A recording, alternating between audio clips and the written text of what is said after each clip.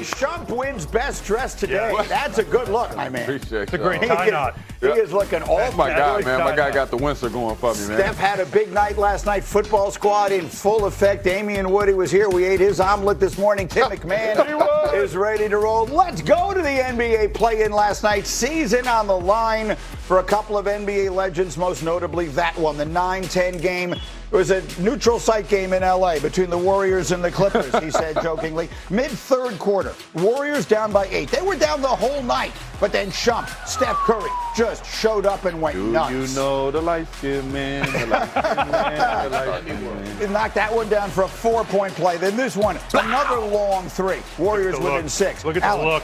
Kawhi Leonard doing what he could for the Clippers. He had 21 last night. In 3 quarters. And most of the work he did was 3 quarters. But, yes, he was definitely carrying his team. They had a lead. They had advantage. They had the game all night long, but they didn't have that guy. How many times have we seen that? Steph Curry, 16 in the third. Minute later, still in the third. Clippers swinging it. Mathurin knocks it down. So the Clippers have a 6-point lead going to the fourth quarter. Season on the line. Where are you going to go? Steph? No. Draymond? No. How about 39-year-old Alan Horford? Winter. Yeah. What's up for the veterans? Look at Alan Horford getting it done. Get back to the corner. Space it out. Knock it down. 4 for 4. Hey, that's professional from downtown basketball. in the fourth quarter. Did I mention he's 39 years old? He had 12 points in the fourth quarter. 39 years young. As Alan mentioned, all of them on threes. He didn't miss one. The Warriors take the lead. Under a minute to play. Tied at 117. Look at this. Look at this. This is a bad matchup, Vintage. I think. That's Brook Lopez on Steph Curry. Steph had 35. Warriors by 3. Watch him in the crowd, too. He daps up the crowd. Is this a home game for Golden State? It looked like it a lot of the night. It really did. Now, Clippers inbounding down by 3. And Draymond Green's defense. How about the defense, Sean? Deflections. He was in passing lanes. He was everywhere. He took the assignment and said, hey, this guy's killing us. I'm going to see if I can lock down, get a couple of stops. Y'all do the rest for me. And Podziemski winds up with the goaltend and the 3-point play. So the Warriors up 6 off the free throw. And then you want more great defense from Draymond. I need a stop on the floor. That's Draymond Green showing you why he's going to the Hall of Fame. Warriors come all the way back and they win it. They'll play Phoenix for the final playoff spot. Here's Steve Kerr after the huge Golden State win. Just a beautiful display of competitive will, and this is why Steph came back. So everybody out there who thought Steph should have taken the rest of the year off, this is what he does. This is who he is. If he can compete, he's going to compete, and it was just incredible to watch. Let's underline this. Heart of a champion. Golden State down as many as 13 in the final 10 minutes. They outscored the Clippers by 18 over the rest of the game. 11 of their points came from Steph. Kawhi Leonard had just 2 in the fourth quarter on a layup with 16 seconds left, and the game already decided. So you've heard from Allen, you've heard from Shump. Let's hear from Tim McMahon. What's the number one takeaway on what we saw from these Warriors last night?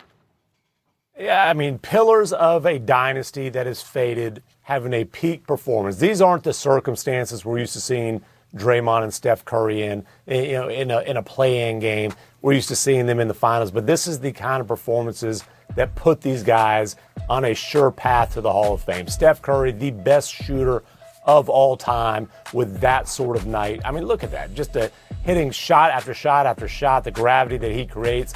And then Draymond Green, he wants to be considered the best defensive player of all time. He's at least in that conversation.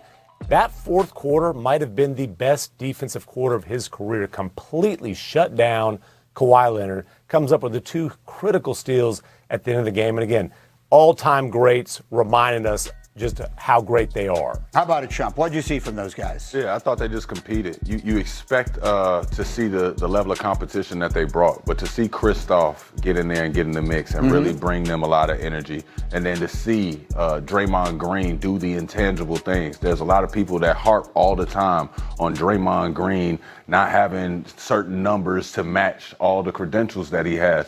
But he's all about winning. And Draymond, if you're watching this, dog, continue to make sure you go out there and do everything you got to do, all the intangibles. If don't nobody see it, we see it and we understand what's going on. He's one of the greats because of that. It takes a lot of guys' pride to have to be pushed aside to say, hey, man, I'm not the best scorer right now. I'm not doing this right now, but I'm doing this to win. And I think everybody in that locker room knows that. Totally with you. And I loved what Steve Kerr said there, and you were saying it this morning. People were saying, oh, Steph should just shut it down, not bother coming back. Team doesn't have a chance for the win. And, Alan, you loved what Steve Kerr said. Well, I love it, but I also, not us celebrating a superstar wanting to play. Yeah. Right. Like, this is what it's supposed to be about. I love the fact that Steph Curry set that example in the NBA of if I can walk, I can play. Let's do it. It's postseason now. That's when the stars are supposed to play. That load management stuff, the rest stuff, that's for the regular season. That's for the losers. The winners play, no matter what. Like, what does it matter? Can that knee allow him to carry this team on a run? No, it probably will not. It'll swell up again. It probably is swollen this morning, but it was worth it because it was a show and it was a reminder of what the stars are supposed to do this time of year, and that's be there for your team. And by the way, the Warriors won last night. The Sixers won, and we'll show you that highlight as well. But the biggest winner last night, Tim McMahon, may have even been a team that didn't play. Can you explain what that means? The LA Clippers are delivering another lottery pick to, of all teams, the Oklahoma City Thunder. The Paul George trade, which really was the Kawhi Leonard sign-in trade, even though OKC never had Kawhi.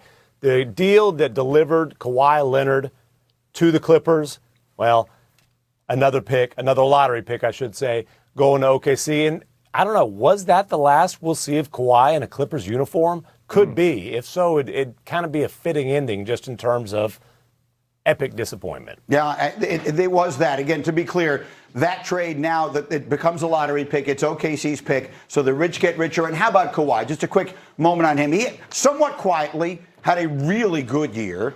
We'll see what winds up happening. Give me something on Kawhi. I think it got overshadowed. You know, the Chris Paul drama happened. You know, they've had their up and downs. But Kawhi has corralled this team and led this team onto the right path. That's enough to say for anybody. When he is healthy, he's ready to play. He's one of the best players in this league. And I think that the whole league got to see that.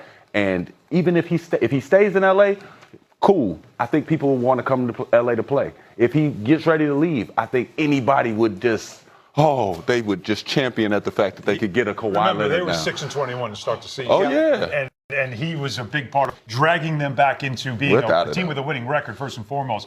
But let's not also forget, while he had a great first three quarters, took 2 shots in the fourth quarter in a very important elimination game. 2 shots, not enough. Draymond Green shut him down completely. So the Warriors live another day, or 2 days. They'll play Friday night against Phoenix to try and get into the playoffs. Much more hoop. Let's grab a chair, maybe a knife and fork as well, because we can watch Steph Curry cook last night. 9-10 Western Conference playoff play-in game. Curry and the Warriors visiting the Clippers at the Intuit Dome. Third quarter, takes the dribble handoff from Draymond Green, hits the 3 and 1. He would make the free throw to Steph Curry. More from Curry. Step back, long 2. That's bottoms. Still third, about 4:35 left. Curry from 30, matching the number on his jersey. That's a 3. Warriors cut the lead to 6 at that point. Still in the third, more Steph. Dribble step back, another triple.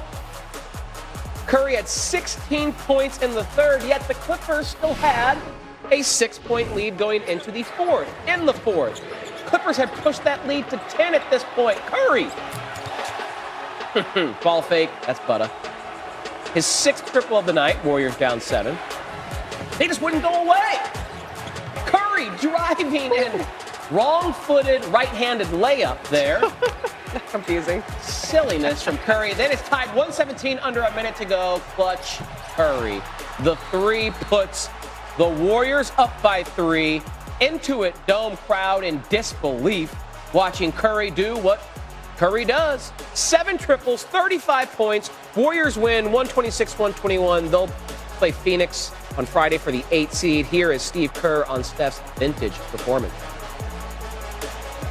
Steve Kerr, we can hear from him later. Let's bring in a man right now live to talk about what we saw last night. That's NBA analyst Iman Shumpert. Shump, Curry hasn't played or didn't play more than 30 minutes in a game since January 17th. Last night, 36 minutes on the floor, and he goes off for 35 points. So what did you see from Curry and the Warriors last night that impressed you most?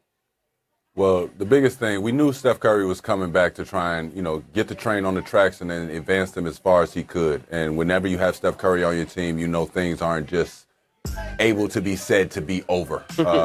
So Curry going off didn't surprise me much. I thought that if he got in a late game situation where he could control the pace, he would do his thing.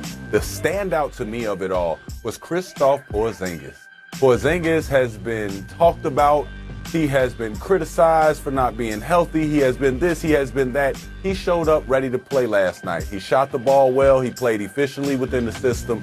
He was able to be big and actually show that he was 7'3", blocking shots, altering shots around the rim. He didn't get as many rebounds as we would all like to see, but I got to see the emotion. I got to see the passion. He was around. He was big for them last night, as well as I got to see Al Horford, who got to show again why he's in the NBA, knocking down shots, being the right place, the right time, being a floor leader, and just an all-around complimentary player to that basketball team. I thought they did an incredible job. Not going to knock away from Draymond Green. He also had some humongous stops down the stretch against Kawhi Leonard. I think they just put together a better ball game at the end. Yeah, we were saying the UNC squad took over for the Warriors, helping them advance in the play-in. Let's head to the Eastern Conference, where the Magic host the Hornets tomorrow for a chance to face the number one seed in the East, the Detroit Pistons. On the Orlando side, this could be a disastrous season. They had high expectations coming into this year, and now they might not make the playoff. So what has gone wrong for this team? I think they have a chemistry issue. I'm gonna try and leave it there. They have a chemistry issue and an accountability issue that I just don't like. There's times that they turn the ball over or something else goes wrong on one end, and they fail to get to the other side as a team, as a unit. Sometimes it's two guys, sometimes it's one guy, sometimes it's nobody at all. But anytime that there's a fault, anytime there's a lapse, anytime that there's a cold spell of 3 minutes where they can't score, I just never see them huddled up and engaged. They are never seeming like they're together. They are five fingers, and they need to be a fist to hit anybody in this league. As far as their performance that they did last night, y'all got to give me more, man. I work for Disney, man. Orlando's supposed to be great. We're supposed to want to go to Disney. We're supposed to be seats filled, and everything's supposed to be magical. Right now, the Orlando Magic is nothing magical going on. I need them to really turn things around, get on the straight and narrow. When we start talking about coaches on the hot seat, that's one of the coaches I think is on the hot seat of having all that talent and just not having the right steps forward. Knowing that you have a team that's as talented as they are. Yeah, Jamal Mosley and the Magic had a win total of 51.5 entering the season, only won 45 games, and now might miss the playoffs. Iman Shumpert breaking it down on SportsCenter. Thank you, Iman.